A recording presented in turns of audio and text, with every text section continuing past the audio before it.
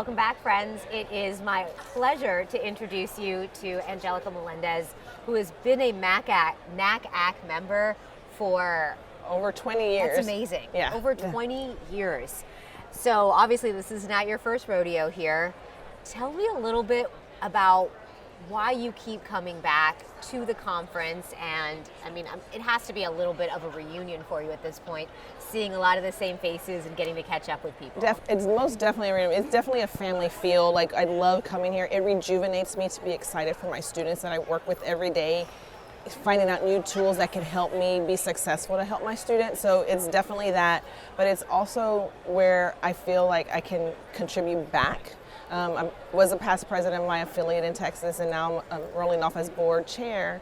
Rolling off as a board member, but going to be a chair, and this is how I give back. And because I was a first generation student, I want to have people see that in the profession, that a first generation student who wasn't supposed to be in these places are here in spaces, and affirming that for others. And NACAC has had a really big impact on your career path. Definitely. For a significant amount of time. Yes. Tell me a little bit about how things clicked for you at one of these conferences, right? Yes. So my first NACAC was in Tampa. It was a first timer, and I had been in the profession about 4 or 5 years by then. And I literally walked in and was kind of debating, do I stay in this job? So it was my job right after I graduated from college, and this is when I saw it as a profession, and I was like, oh my God, like, there's a career path, there's a trajectory, like, there's levels to this. It's just not being a road runner, doing recruitment pieces and stuff. So it was truly that, but the path to this started off with my affiliate, where I was attending a pre-admission seminar, and I had a binder that was through our partner institution, and those two people who coordinated left, and I still had the binder, and I literally tried to hand the binder to somebody, and they never took it. And that said, like, okay, now you're coordinating this program, and now you're on the board of your local affiliate, and then it just went to president cycle, and then it came up to the board, and now next year I'll be serving as chair-elect. So it just literally, a binder started this leadership path for me. I love that. That's amazing. And tell me, what's some of the feedback that you have been getting from your students recently? We've been seeing a lot of change, and even just the younger generations seem to have different goals, different values than the generations before them. And what are some of the things that you are noticing that are standing out to you? They're more aware than I think adults give them credit for. Like, they're watching the news. Some of the national decisions are impacting some of our students in ways that schools are getting on their list or coming off their list for other different reasons other than program and size and cost. Like, they're paying attention. They're a lot wiser than we give them credit for, and they're paying attention to that. So, but they're also very mobile, and I think because of the pandemic, I think they know they can find resources quickly on their own, and they just come back to us to kind of validate, like, I saw this, is this true, accurate? Yes, okay, and then they go on their way. But they still need that guidance, and they have that trepidation, like deadlines are coming up, or I don't know if this essay is well written, who can I get a little recommendation from? So I think there's still the teenager things going on, but they're very thoughtful, and they do see themselves in a place that they are the decision makers, where before it was kind of everybody kind of just guiding them, and they know that they have the ultimate decision now. So I think they're owning their voice. Do you think that some of that, trepidation when it comes to making these really big decisions, do you think some of that is changing, or with their attitude now, or what do you think, like, some of the biggest hurdles are that the students are now facing? I think still some of it is because this group of seniors, their freshman year was when everything changed for them. So They're kind of like, okay, is it going to happen again? Is it not? Some of them are looking at school choices a little bit different, where before it was like, okay, I do want to go, half a country away. Now they're like, okay, maybe I'll stay, maybe a state or two away, not the whole half the country away.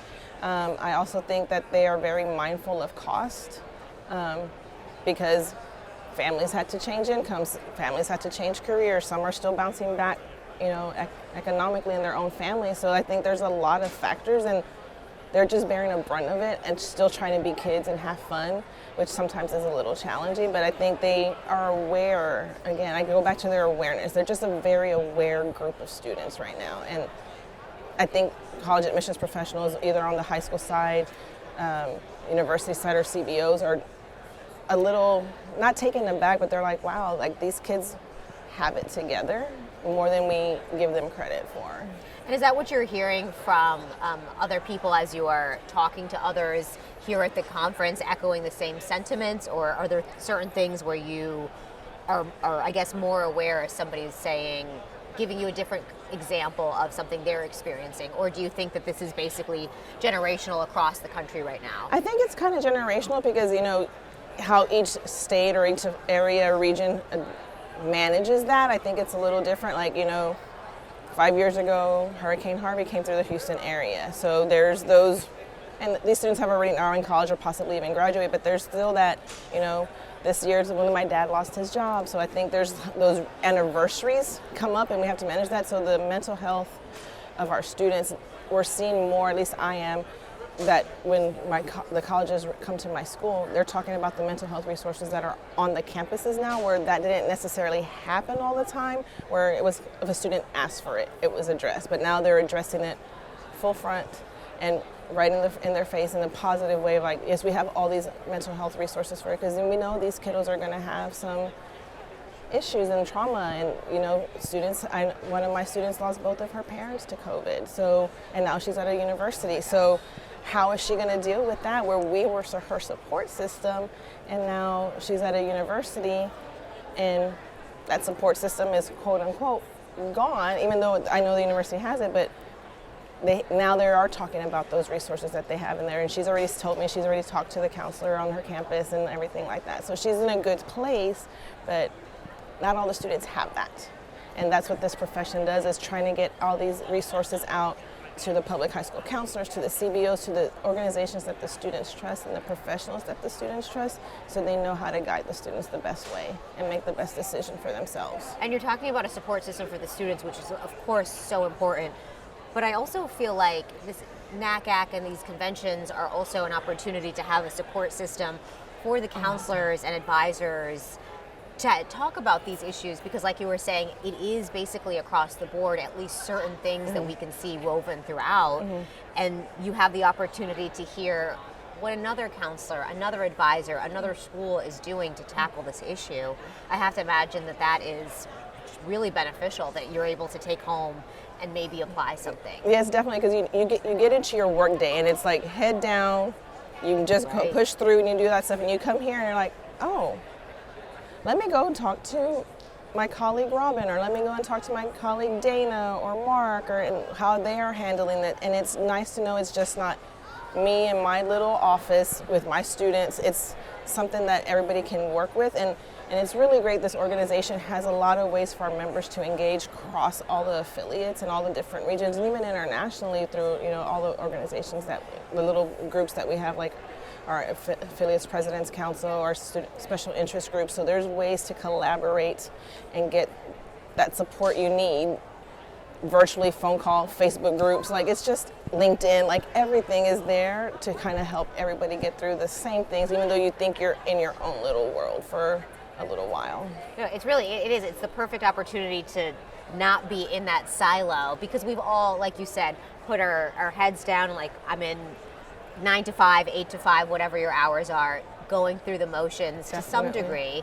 But this is a way to step back and see the broader picture. It's nice to know you're not alone. Yes. That, you know, I'm in San Antonio, Texas, but my colleague in California, or even my colleague that lives in Italy, like we're all going through it, and we can reach out, and I know I have that support system.